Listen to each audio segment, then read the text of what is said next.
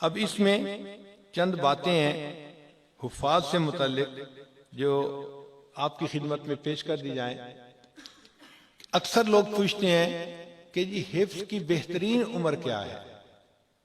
भाई देखें, बच्चा जब पैदा होता है तो 3 साल तक उसके जो ब्रेन की ग्रोथ है वो बहुत तेजी के साथ आगे बढ़ती है। उस एज में उस बच्चे के ऊपर कोई ज़हनी प्रेशर या ज़हनी दबाव नहीं डालना चाहिए, क्योंकि बच्चा जब ज़हनी दबाव में आ जाता है तो फिर उसके जिस्म में ऐसे केमिकल पैदा होते हैं, स्टेरॉयड पैदा होते हैं कि जिसकी वजह से उसके ब्रेन की ग्रोथ पे असर पड़ता है।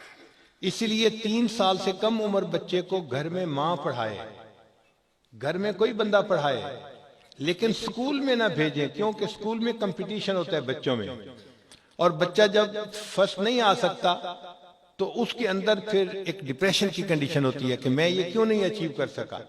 तो कंपटीशन के माहौल में 3 साल से कम उम्र के बच्चे को नहीं डालना चाहिए। हम अपने मुल्क में देखते हैं आज तो पैदा होने वाले बच्चे की फहरिस्त बनाई जाती है कि जी 3 महीने बाद पैदा होगा। सब कारोबार है। साइंटिफिकली इसको प्रूव कर दिया गया है कि 3 साल से कम उम्र बच्चे को कभी भी पढ़ाई के कंपटीशन में नहीं डालना चाहिए। हाँ, 5 साल की उम्र का जब बच्चा हो जाता है तो उसका 90% से ज्यादा ब्रेन जो है उसकी ग्रोथ मुकम्मल हो चुकी होती है। टोटल वायरिंग ब्रेन की वो हो चुकी होती है। अब ये बच्चा लोड उठाने के काबिल बन जाता है। लिहाजा 5 साल के बच्चे को अगर स्कूल में डाल दिया जाए तो वो बच्चा आगे अपना पढ़ाई का सिलसिला बढ़ा सकता है। मगर 7 साल की उम्र में जब बच्चा पहुंचता है तो उस वक्त ब्रेन की ग्रोथ 100% मुकम्मल हो चुकी होती है। जितना उसके ऊपर बोझ डालो वो बोझ उठाने के काबिल होता है। चुनाचे जर्मनी में एक एक्सपेरिमेंट किया गया कि 5 साल की उम्र के बच्चों को उन्होंने पढ़ाया और फिर देखा कि ये जवान होकर क्या बने, और 7 साल की उम्र के बच्चों को पढ़ाया। नतीजा ये निकला कि 5 साल के बच्चों ने शुरू में तो अच्छा परफॉर्म किया कि जी ये 5 साल के बच्चे हैं लेकिन बड़ा अच्छा ये याद कर रहे हैं, बड़ा अच्छा पढ़ाई कर रहे हैं, बड़े आगे तेजी से बढ़ रहे हैं। लेकिन जब 20s में पहुंचे तो जो 7 साल के बच्चे थे वो सारे के सारे उन 5 साल के बच्चों से बहुत ज्यादा बेहतर परफॉर्म कर रहे थे। तो उस एक्सपेरिमेंट का नतीजा ये निकाला गया कि बेहतरीन उम्र बच्चे की पढ़ाई के लिए 7 साल होती है। हम अपने बचपन में स्कूलों में देखते थे कि 6 साल के बाद बच्चे को दाखिल किया जाता था। और शरीयत का हुस्न देखो कि नबी अलैहिस्सलाम ने 1400 साल पहले बतला दिया, जब बच्चा 7 साल की उम्र का हो जाए तो उसका बिस्तर जुदा कर देना चाहिए और उसको नमाज सिखानी चाहिए कि वो पढ़ना शुरू करे।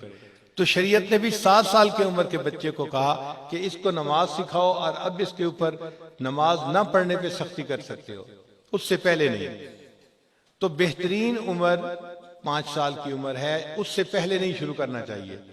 गो उस बच्चे को अगर आप 3 साल से भी याद करवाना चाहें तो वो कुछ सूरतें याद कर लेगा।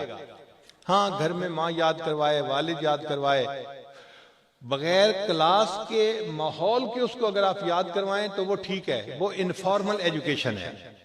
लेकिन स्कूल के माहौल में, क्लास की एनवायरनमेंट में फॉर्मल एजुकेशन वो बच्चे के लिए ठीक नहीं है, क्योंकि जो एंड्रेलिन उसके जहन में पैदा होती है उसकी वजह से ब्रेन की ग्रोथ रुक जाती है।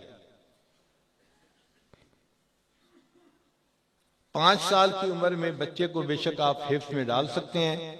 7 साल का हो तो बहुत अच्छी बात है। ये उम्र बेहतरीन उम्र है। इस उम्र में यादाश्त इतनी अच्छी होती है कि अन्नक्श कल हजर, जैसे पत्थर पे लकीर पड़ जाती है, मिटती नहीं। बच्चा जो चीज याद करता है बच्चा उसको भूलता नहीं है।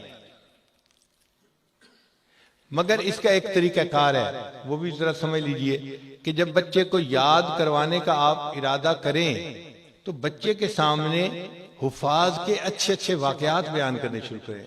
खाने के दौरान वैसे उससे बात करते हुए, कोई हाफिज आपको मिले तो आप हाफिज का इकराम करें। बच्चा महसूस करे कि हिफ्ज करना एक बड़ा अजीम काम है, इससे इज्जत मिलती है, इससे वालिदैन खुश होते हैं, इससे आखिरत में बड़ा अजर मिलेगा।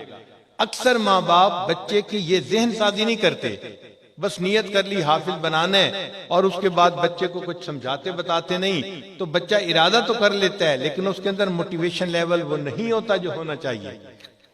ये माँ बाप की जिम्मेदारी है कि उसके अंदर मोटिवेशन लेवल को बढ़ाएं, तज़किरा करें। अगर हमारा ये बच्चा हाफिज बन गया तो इसके तो बाद में एक इतना बड़ा फंक्शन करूंगा कि मैं अपनी खुशी का इजहार करूंगा, तो बच्चा मोटिवेट होता है। अच्छा, मेरे हिफ्ज करने पर मेरे वालिदैन एक बड़ा फंक्शन करेंगे। और वाकई जायज खुशियों को मनाने का यही फायदा है कि बंदा फिर नाजायज खुशियां नहीं मनाया करता। तो जब आपने बच्चे को कुरान पाक